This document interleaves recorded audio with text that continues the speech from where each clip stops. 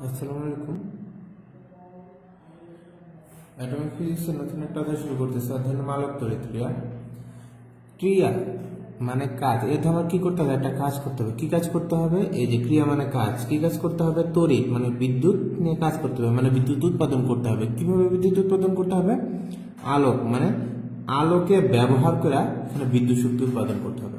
তাহলে আলোক তড়িৎ ক্রিয়া, এটা আমরা কি করব?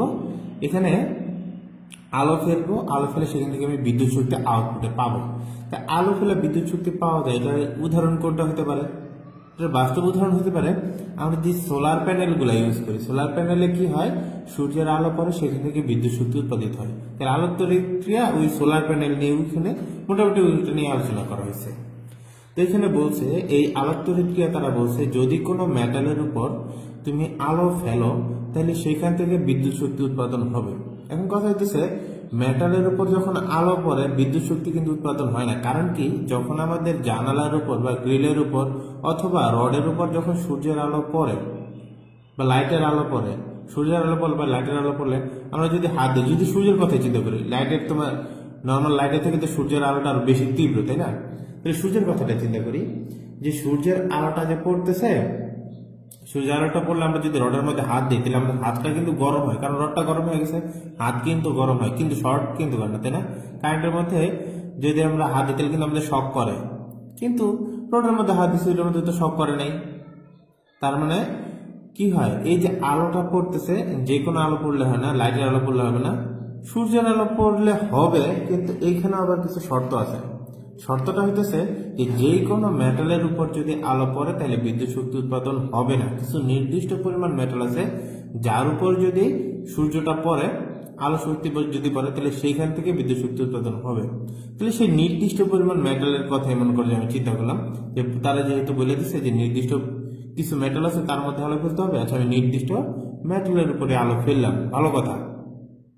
কিন্তু কিন্তু হইতেছে নির্দিষ্ট পরিমাণ মেটালের উপর আলো ফেললে দেখো তখনও বিদ্যুৎ শক্তি উৎপাদন হবে না। তার মানে তারা ভুল বলছে, তাই না? অবশ্যই না। দেখো এই আমাদের এই মেটাল, আমি টার্গেট করছি আমি এটা থেকে কি করব? বিদ্যুৎ শক্তি উৎপাদন করব। তাহলে কি করলাম? আলো ফেললাম। এখন আলোটা ফেলতে হবে উচ্চ কম্পাঙ্ক যুক্ত আলো। আলোর আমাদের দুইটা তত্ত্ব আছে আলোর। একটা হচ্ছে এক তত্ত্ব বলছে আলো সরল পথে চলে, আর একটা হচ্ছে আলো ইলেকট্রোম্যাগনেটিক ওয়েভ আকারে চলে। একটা তত্ত্ব বলছে আলো ইলেকট্রোম্যাগনেটিক ওয়েভ আকারে চলে, আর একটা বলছে আলো সরল পথে চলে।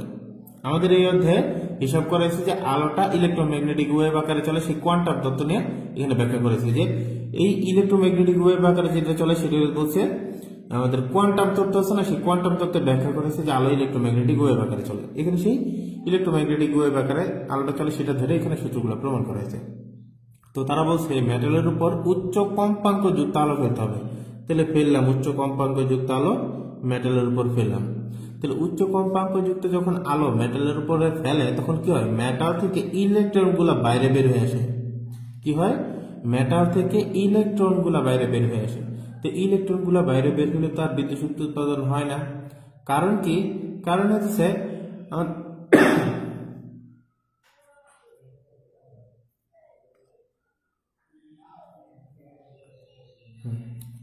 কারণ হচ্ছে এই যে আমাদের মেটাল গুলো আছে, মেটালের মধ্যে যখন আলো পড়ে তখন ইলেকট্রন গুলো বের হয়। ইলেকট্রিসিটি মানে বিদ্যুৎ, বিদ্যুতের সংখ্যা কি? ইলেকট্রনের প্রবাহকে ইলেকট্রিসিটি বলে। আমাদের ইলেকট্রিসিটি উৎপন্ন করতে হবে, মানে বিদ্যুৎ উৎপন্ন করতে হবে। তাহলে বিদ্যুৎ কখন উৎপন্ন হবে? যখন আমি ইলেকট্রন গুলাকে এক জায়গা থেকে আমি আরেক জায়গায় প্রবাহ করতে পারবো। ইলেকট্রনের প্রবাহকেই ইলেকট্রিসিটি বলে। তো এইখানে আমাদের যেগুলো বেরোচ্ছে সবগুলো ইলেকট্রন, এবং এই ইলেকট্রন গুলাকে যদি আমি একটা জায়গা থেকে আরেকটা জায়গায় আমি প্রবাহ করতে পারি, তাহলে সেই ইলেকট্রন গুলোকে একটা জায়গা থেকে আরেক জায়গায় যদি প্রবাহ করতে পারি তাহলে সেটাকে বলা হবে ইলেকট্রিসিটি। ইলেকট্রনের প্রবাহকে ইলেকট্রিসিটি বলে। তাহলে ইলেকট্রিসিটি আমরা উৎপন্ন করতে হবে, বিদ্যুৎ উৎপন্ন করতে হবে। তাহলে ইলেকট্রন গুলো বাইরে বের হলে লাভ নাই, তাকে এক জায়গা থেকে আরেক জায়গায় পাঠাইতে হবে। ঠিক আছে? তাহলে এই প্রসেসে কি হবে? যে আমি একটা মেটালের উপর আলো ফেলবো, তাহলে মেটাল থেকে ইলেকট্রন গুলো বের হবে, আমার কাছে হচ্ছে সেই ইলেকট্রন গুলোকে একটা জায়গা থেকে আরেক জায়গায় ট্রান্সফার করবে, তাহলে সেখানে বিদ্যুৎ শক্তি উৎপাদন হবে। ল্যাবরেটরিতে এটা পরীক্ষা কিভাবে করা হয় দেখো। একটা বায়ুশূন্য নল তারা নেয়, ল্যাবে যখন পরীক্ষা করা হয় তখন কি করে? একটা বায়ুশূন্য নল নেয়, এখানে একটা মেটাল রাখে, তারা কি করবে, এই মেটালের উপর আলো ফেলে এখান থেকে বিদ্যুৎ শক্তি উৎপাদন করবে, এটা তাদের টার্গেট। তাহলে মেটালের উপর কি করে, উচ্চ কম্পাঙ্কযুক্ত আলো ফেলে। উচ্চ কম্পাঙ্কযুক্ত যদি আলো ফেলে তাহলে মেটাল থেকে কি হয়, ইলেকট্রন গুলা বাইরে বের হয়ে আসে। এখন কথা হলো ইলেকট্রন গুলো যদি বাইরে বের হয়ে আসে তাহলে তো লাভ নাই, ইলেকট্রন গুলাকে প্রবাহ করতে হবে। এখন মনে করো তুমি একটা বল মাঠে যদি ছুঁড়া মারো, মাঠের মাঝখানে কেউ নাই, তুমি মাঝখানে একটা বল ছুঁড়া মারো, তাহলে বলটা কিন্তু মানে ওইখানে যে ছুঁড়া মারতেছে বলটা ধরার জন্য কেউ থাকতে হবে না। এই যে ইলেকট্রন গুলোকে একটা জায়গা থেকে তুমি একটা জায়গায় পাঠাবা, তাহলে যে জায়গায় পাঠাবা সেই জায়গাটাকে গ্রহণ করার মতন অবশ্যই কাউকে থাকতে হবে। তো এই কারণে করা হয় কি, এখানে আরেকটা মেটাল রাখা হয়, এইটারই আরেকটা মেটাল যে কি করে এই ইলেকট্রন গুলাকে গ্রহণ করে। তাহলে এই ইলেকট্রন ধরো যে এ পজিশনে তারা আছে, তারা বি পজিশনে যাবে, তাহলে বি পজিশনে তাকে গ্রহণ করার জন্য কাউকে থাকতে হবে। এখানে আমি আরেকটা মেটাল রাখলাম যার কাছে এইখান থেকে যে ইলেকট্রন গুলো আসবে সবগুলো এ পয়েন্ট থেকে বি পয়েন্টে আসবে। এখন কথা হচ্ছে আমরা সবাই তো স্টুডেন্ট, যারা ভিডিওটা দেখতেছি সবাই স্টুডেন্ট না? আমরা অবশ্যই স্টুডেন্ট। আমরা দেখতেছি ভিডিও দেখতেছি কতজন, 300 জন, 400 জন, 500 জন দেখতেছি। এখন সবার কি মেধাশক্তি একই পরিমাণ? কারো একবার বললে একটা কথা একবার বললেই সে বুঝতে পারে, কারো হয়তো 2বার পড়া লাগে, 3বার পড়া লাগে, কারো ভিডিওটা একবার দেখলেই মাথায় ঢুকে যাবে, কারো হয়তো 2বার দেখা লাগবে, 3বার দেখা লাগবে। তাহলে আমরা সবাই কিন্তু স্টুডেন্ট, সবাই আমরা পড়াশোনা করতেছি, কিন্তু সবার কি মেধাশক্তি এক না। তাহলে এখানে যে কটা ইলেকট্রন বেরিয়েছে সব কটাই কিন্তু ইলেকট্রন, কিন্তু সব কটা শক্তি কি সমান? অবশ্যই শক্তি সমান না, কারণ আমরা ক্লাসের মধ্যে 30 জন থাকি, 30 জনের মধ্যে 30 জনের কি শক্তি সমান পরিমাণ? সমান না। 30 জনই তো আমরা স্টুডেন্ট, 30 জনে আমরা মানুষ, কিন্তু 30 জনের শক্তি তো সমান হয় না। এইখানে যে কটা ইলেকট্রন বেরিয়েছে সবগুলো ইলেকট্রন, কিন্তু সবগুলো শক্তি কিন্তু সমান হবে না। তাহলে কথার কথা ধরে নাও এখানে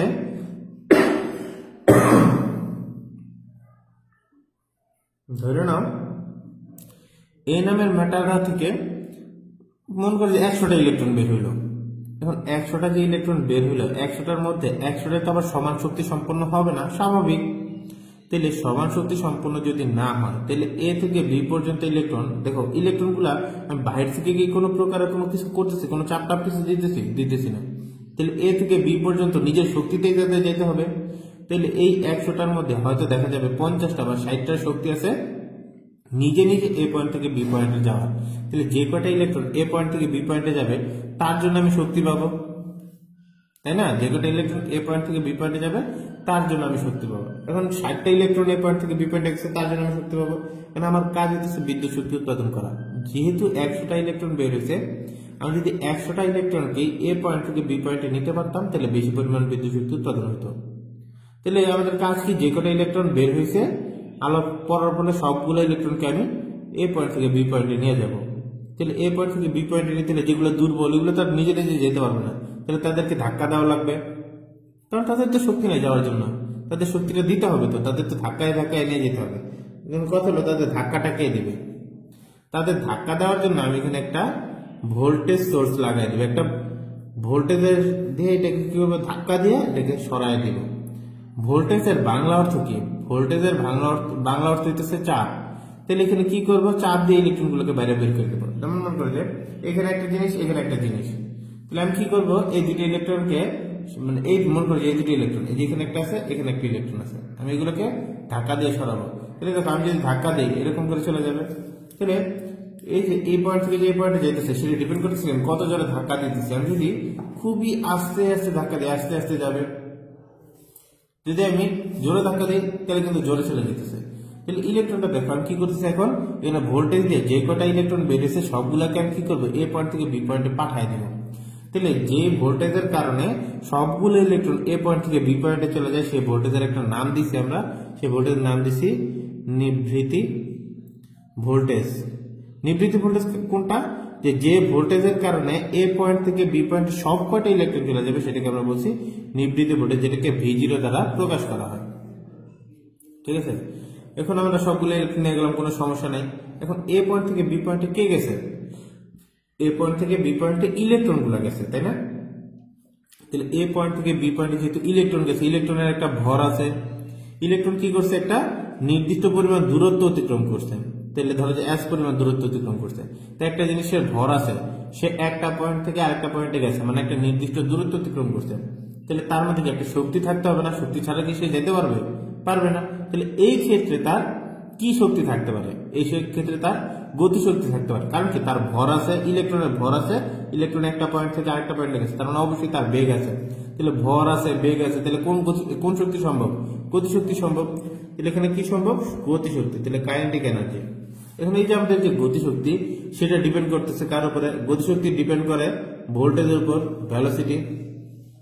কারণ কি, গতিশক্তি ইকুয়াল টু কি? গতিশক্তি equal to half M V square.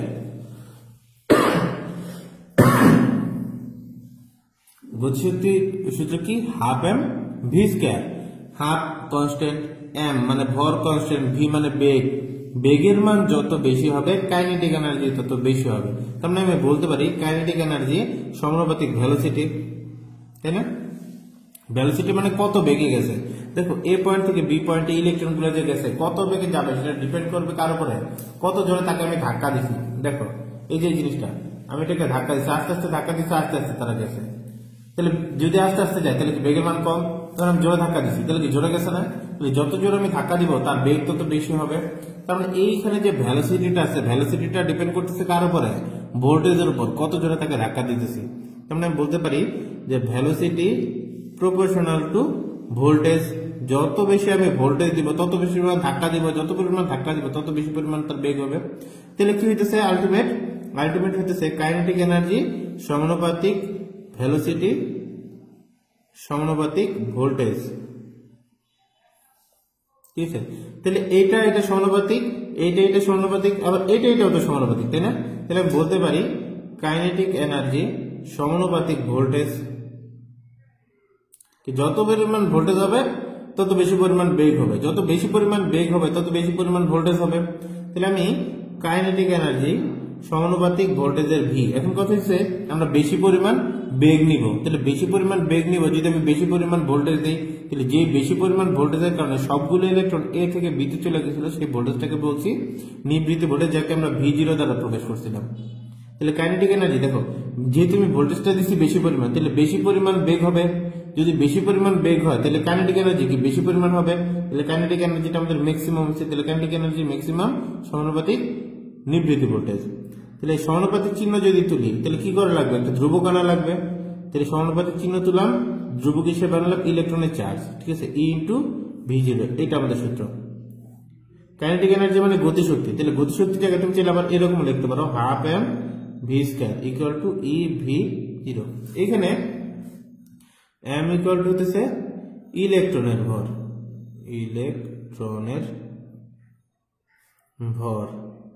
R V0 মানে হইতেছে নিবৃত্তি ভোল্টেজ,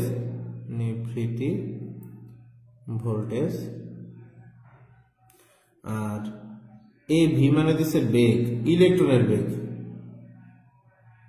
এটা হচ্ছে ইলেকট্রন এর বেগ, ঠিক আছে। আর শুধু ই মানে হইতেছে ইলেকট্রন এর চার্জ। এগুলো সবই মুখস্থ মান, যেমন ইলেকট্রনের চার্জ এটা কনস্ট্যান্ট একটা মান, ইলেকট্রনের ভর কনস্ট্যান্ট একটা মান, বেগের মানটা এখানে ভেরি হয়, বেগের মানটা ভেরি হয় নিবৃত্তি ভোল্টেজের উপর ডিপেন্ড করে। তাহলে এই একটা সূত্র আমাদের লাগবে।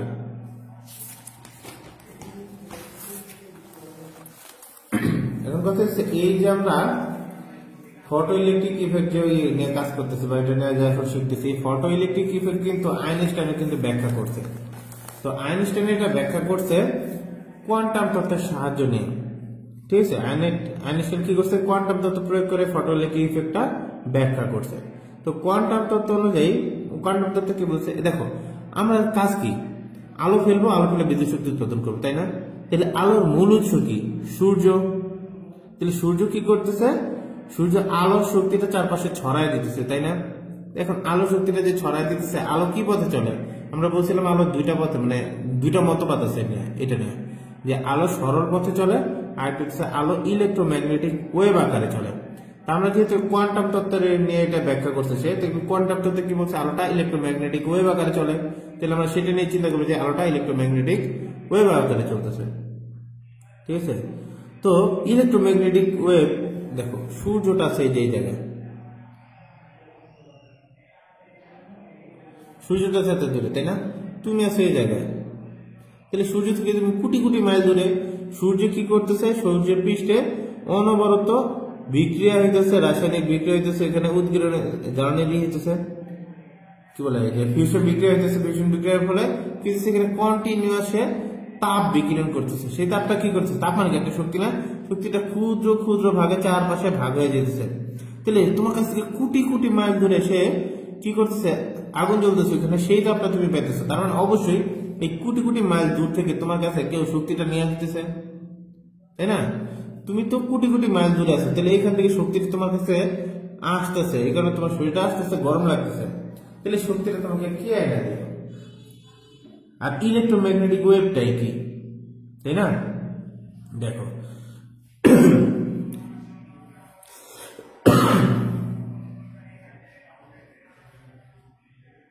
কোয়ান্টাম তত্ত্ব অনুযায়ী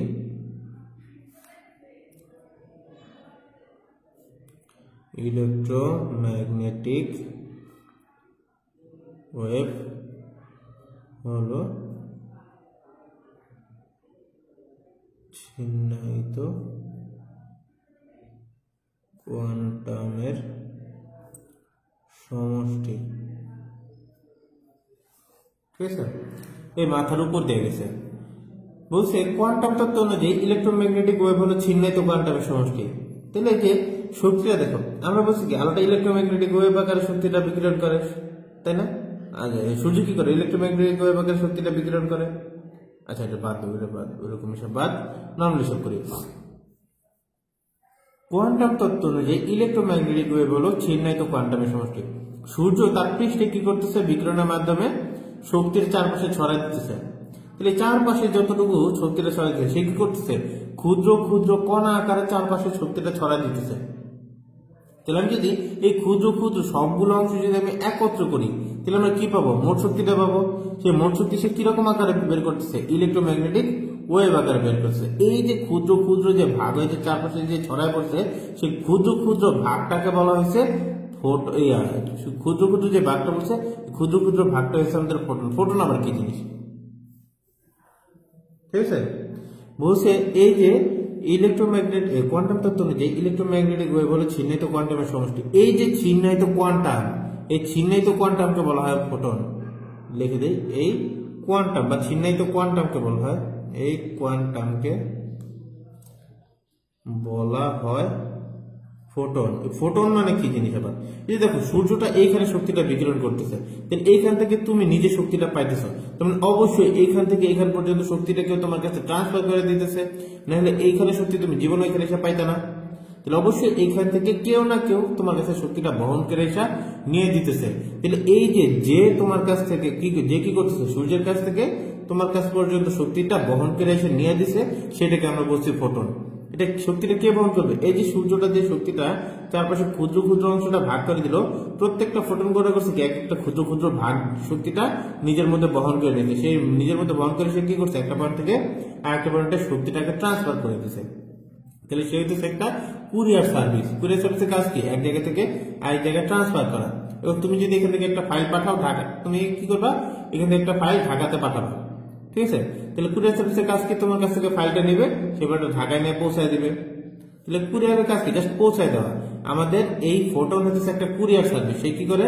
সূর্যের কাছ থেকে আমার কাছ পর্যন্ত শক্তিটাকে ট্রান্সফার করে দেয়, ঠিক আছে? তাহলে ফোটন কি জিনিস বলতে পারছি? তাহলে ফোটন কিন্তু একটা ছোটখাটো শক্তির আধার, শক্তির একটা উৎস। শক্তির উৎস কিন্তু নিজে কিন্তু শক্তির উৎস না। এই যে সূর্য যে শক্তিটা ছেড়ে দিছে, সেই শক্তিটা সে গ্রহণ করছে। কারণ ও কিন্তু একটা ছোটখাটো একটা শক্তি রিজার্ভার। এখন সে কি করে? ওইখান থেকে শক্তিটা রিজার্ভ করা তোমার কাছে পর্যন্ত এসে ট্রান্সফার করে দেয়। এই ফোটনের আবার একটা মজার বিষয় হলো, ফোটনের কিন্তু কোনো স্থির অবস্থায় ভর নাই, স্থিতি ভর নাই। ফোটনের কোনো ভর নাই, ফোটনের কোনো ঘূর্ণন নাই, কিন্তু ফোটনের কম্পন আছে। ফোটনের কি বলছে? ভর নাই, স্থিতি ভর নাই, মানে স্থির অবস্থায় কোনো ভর নাই, স্থিতি ভর নাই, এর কোনো ঘূর্ণন নাই, কিন্তু এটার কম্পন আছে, ঠিক আছে? ফোটনের দেখো ঘূর্ণন নাই, তারপরে স্থিতি ভর নাই, কিন্তু তার বেগও কিন্তু আছে, কম্পন আছে এবং বেগ আছে। তারপর বেগের মান কি? বেগের মান কিন্তু অনেক বেশি। বেগের মানে আলোর বেগ যত, ফোটন কণার বেগ তত, ঠিক আছে? তাহলে ফোটনের শক্তিটা দেখো কিসের উপর ডিপেন্ড করতেছে? যেহেতু তার কোনো ঘূর্ণন নাই, তাহলে সে কি করবে, এরকম ইলেকট্রোম্যাগনেটিক ওয়েভ আকারে চলবে, এরকম লাফাইতে লাফাইতে চলবে। তাহলে এরকম ভাবে যদি সে চলে, যেহেতু বলছে আমরা কম্পন আছে, তাহলে কম্পন হলে তার অবশ্যই তার এরকম ভাবেই আসতে হবে, ওয়েভ আকারে আসতে হবে। তাহলে ওয়েভ আকারে যদি আসে তাহলে তার এখানে এনার্জি যেটা আছে ফোটনের, যেহেতু এত দূর পর্যন্ত সে আসতেছে, তাহলে এনার্জি ছাড়া তো সে আসতে পারতো না, তার মানে অবশ্যই তার মধ্যে এনার্জি আছে। তাহলে ফোটনের যে এনার্জি সেটা কিন্তু ভরের উপর নির্ভরশীল খুব একটা না, কারণ স্থির অবস্থায় যেহেতু ভর নেই। তাহলে ফোটনের শক্তিটা আসলে নির্ভর করতেছে কার উপরে, ফোটনের শক্তি নির্ভর করে কম্পনের উপর। যত বেশি কম্পন হবে তত বেশি তার শক্তি হবে। তাহলে ফোটনের শক্তি এনার্জিটা সমানুপাতিক হবে কম্পনের, সমানুপাতিক কম্পন। তাহলে এনার্জি সমানুপাতিক কম্পনকে আমরা এন দ্বারা প্রকাশ করছিলাম, এখন কম্পনকে এখানে নিউ দ্বারা প্রকাশ করা হয়েছে, নিউ নয়ের মতন দেখতে। তাহলে এইখানে করছে নিউ দ্বারা, এখানে এন দ্বারা করলে খুব একটা সমস্যা হবে কিনা আমি সঠিক জানি না, এখানে নিউ দিচ্ছে তো এই কারণে আমি নিউ দিয়েই করাইতেছি। তাহলে সমানুপাতিক চিহ্ন যদি তুলে একটা ধ্রুবক দেওয়া লাগবে, ধ্রুবক হিসেবে আসবে এইচ, তাহলে ই ইকুয়াল টু এইচ নিউ। এখন এইচ মানে হইতেছে প্লাঙ্কের ধ্রুবক,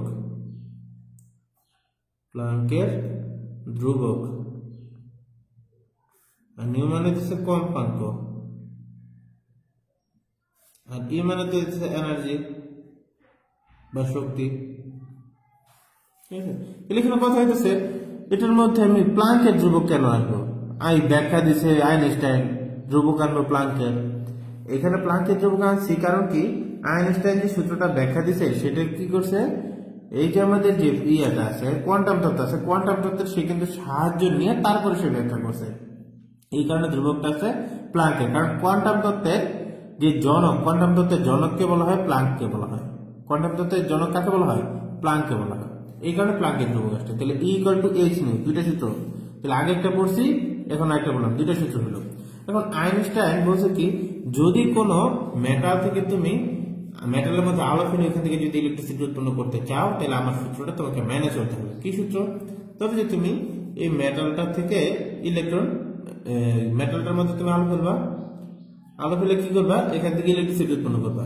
তো মেটালটার মধ্যে যে আলো পড়বে, আলো শক্তিটা কে বহন করে নিয়ে আসে, ফোটন কণা। তাহলে বলছে এই যে আলোটা আসবে এখানে, আলোটা এসে এখান থেকে কি করবে, যখন আলোটা পড়বে এখান থেকে মেটালটা থেকে ইলেকট্রনগুলো বাইরে বের হয়ে যাবে। ইলেকট্রনগুলো বাইরে বের হলে তো লাভ নাই, এটাকে একটা জায়গা থেকে আরেকটা জায়গায় পাঠাইতে হবে। তাহলে ধরো এই যে কলমটা, এটা খাতার উপরে আছে, আমি যদি এই কলমটাকে এখান থেকে তুলে যদি এখানে রাখতে চাই, তাহলে এই কলমটা এখান থেকে তুলতে যতটুকু শক্তি প্লাস এই জায়গা থেকে এই জায়গায় আয়না রাখতে যতটুকু শক্তি, ততটুকু শক্তি আমার হাতের মধ্যে থাকা লাগবে, তাহলে কি আমি তুলতে পারবো না। তাহলে এই যে মেটালের মধ্যে যে ইলেকট্রনগুলো আছে, ইলেকট্রনগুলোকে সে তো মেটালের ভিতরে আটকে আছে, তাই না, তাহলে তাকে টাইনা আমার বের করতে হবে। তাহলে ইলেকট্রনগুলোকে টাইনা বের করতে যতটুকু শক্তি প্লাস একটা জায়গা থেকে আরেক জায়গায় ট্রান্সফার করতে যতটুকু শক্তি, ততটুকু শক্তিকে আমার আলোর মধ্যে থাকতে হবে। ভালো করে দেখো, এই যে কলমটা খাতার উপর আছে, তো কলমটাকে আমি এখান থেকে তুলবো, তাহলে তুলতে যতটুকু শক্তি ততটুকু শক্তি আমার হাতের মধ্যে থাকা লাগবে, প্লাস একটা জায়গা থেকে আরেক জায়গায় না রাখতে যতটুকু শক্তি ততটুকু শক্তি কিন্তু আমার হাতে থাকা লাগবে। কথার কথা, কলমের ওজন ধরো যে 10 কেজি, তাহলে আমি যদি সারাদিন 2 কেজি ওজন, 2 কেজি বলে যদি এটাকে টানতে থাকি, জীবনে উঠাতে পারবো না। তাহলে যদি আমি করতে চাই, তাহলে ওজন যদি 10 কেজি হয়, তাহলে 10 কেজির চাইতে বেশি বলে আমার এটাকে ওজন দিয়ে টান না বের করতে হবে, তবে এখান থেকে আগে এনে রাখতে হবে। ঠিক আছে, তাহলে এই দেখো মেটাল থেকে ইলেকট্রনগুলো বের করার পর এক জায়গা থেকে এক জায়গায় নিয়ে আসবে, এই কাজগুলো কে করবে, আলো করবে। এবং আলো বলতে এখানে ফোটন করতেছে, কারণ কি আলো শক্তিটা ফোটন বহন করে নিয়ে আসতেছে না, তাহলে ফোটনের এনার্জি আছে ই। তাহলে ফোটনের এনার্জি কতটুকু পরিমাণ হতে হবে, এই যে মেটাল থেকে ইলেকট্রন বের করতে যতটুকু শক্তি প্লাস এক জায়গা থেকে এক জায়গায় নিতে যতটুকু শক্তি, এই দুইটা পরিমাণ শক্তি তার থাকা লাগবে। এক জায়গা থেকে এক জায়গায় নিতে হলে তার গতিশক্তি থাকতে হবে কাইনেটিক এনার্জি, প্লাস এই দেখো মেটাল থেকে ইলেকট্রন গুলা বাইরে বের করতে হবে, বাইরে বের করতে হলে তাকে একটু কাজ করতে হবে ডাব্লিউ। তাহলে মেটাল থেকে ইলেকট্রন বের করতে যতটুকু শক্তি প্লাস এক জায়গা থেকে এক জায়গায় নিতে যতটুকু শক্তি, এই দুটো শক্তি ই এর মধ্যে থাকতে হবে। তাহলে আমি বলতে পারি E equal to W plus K E. এইটা বের করতে যতটুকু শক্তি প্লাস এক জায়গা থেকে আরেক জায়গায় নিতে যতটুকু শক্তি, এই দুটো শক্তি ফোটনের মধ্যে থাকতে হবে, তাইলে ফোটনটা কি করতে পারবে, ইলেকট্রিসিটি উৎপন্ন করতে পারবে। ঠিক আছে, তাহলে দেখো আমরা এই ডাব্লিউটাকে বলছি কার্য আপেক্ষক, মানে কতটুকু তোমার কাজ করতে হবে, কার্য পেক্ষক। আর ই মানে তো ফোটনের শক্তি, কাইনেটিক এনার্জি মানে গতি শক্তি। তাহলে ই ইকুয়াল টু, একটু আগে আমরা বললাম যে E equal to H nu. এই শক্তিটা কার? আলোর শক্তি মানে ফোটনের শক্তি, E equal to H nu. আর ডাব্লিউ কার্যাপেক্ষক। আমার কাজ করতে হবে, কি করতে হবে? মেটাল থেকে ইলেকট্রনটাকে টাইনা বের করতে হবে। তো টাইনা বের করতে হলে কি করে লাগবে? মেটালের মধ্যে ইলেকট্রনটা কিন্তু কাঁপতেছে, তাই না? তো যত কম্পাঙ্কে কাঁপতেছে, কার্যাপেক্ষকের সূত্র হইতেছে H new zero. New zero মানে হইতেছে সূচন কম্পাঙ্ক। সূচন কম্পাঙ্ক, সূচন কম্পাঙ্ক মানে একদম প্রাথমিক অবস্থায় এই যে মেটালের মধ্যে যে ইলেকট্রনটা আছে সে কত কম্পাঙ্কে কাঁপতেছে সেটা হইতেছে সূচন কম্পাঙ্ক। তাহলে ডাব্লিউ ইকুয়াল টু কি? H new zero. তাহলে কার্যাপেক্ষক প্লাস কাইনেটিক এনার্জি। তাহলে এখানে যে কাইনেটিক এনার্জি পাবো এটা কিন্তু সবসময় ম্যাক্সিমাম কাইনেটিক এনার্জিটাই আমরা পাবো সবসময় আর কি। তাহলে আমাদের E equal to W plus K E, এটাও মনে রাখতে পারো, অথবা নিচেরটাও চাইলে মনে রাখতে পারো, তোমার যেটা ইচ্ছা এটা মনে রাখলে হবে বেস্ট। তাহলে এ একটা পেলাম, দুটা পেলাম, এ আমাদের দুইটা, আর পিছনের পেজে আর একটা পেলাম। মোট আমাদের এই তিনটা সূত্র, এই যে এখানে একটা পেলাম। তাহলে মোট এই তিনটা সূত্র দিয়ে আমাদের কাজ শেষ। এই অধ্যায় করতে গেলে আমাদের যে জিনিসটা লাগবে, আমাদের কিছু কনস্ট্যান্ট মান আমাদের মুখস্থ করা লাগবে। আমরা জানি এগুলা, তারপরে আরেকবার মনে করে দেওয়া। যেমন ইলেকট্রনের চার্জ,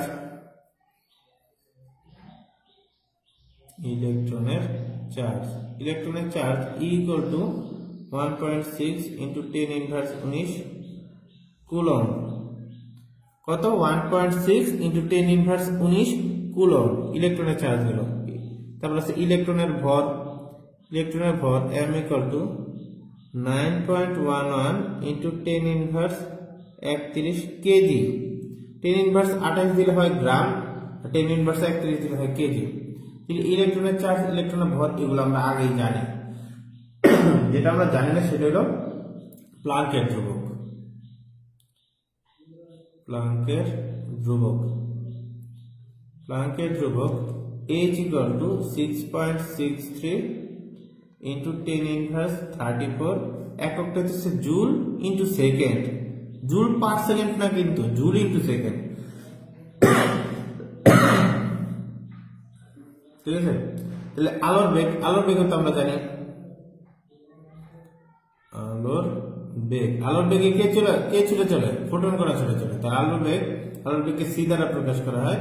সি এর মান 3 into 10 to the power 8 metre per second. এটার মধ্যে এই ইলেকট্রনের চার্জ আমরা আগে জানি, ইলেকট্রনের ভর আমরা আগে জানি, আলোর বেগ আমরা জানি, শুধু জানি না প্লাঙ্কের ধ্রুবক। ঠিক আছে?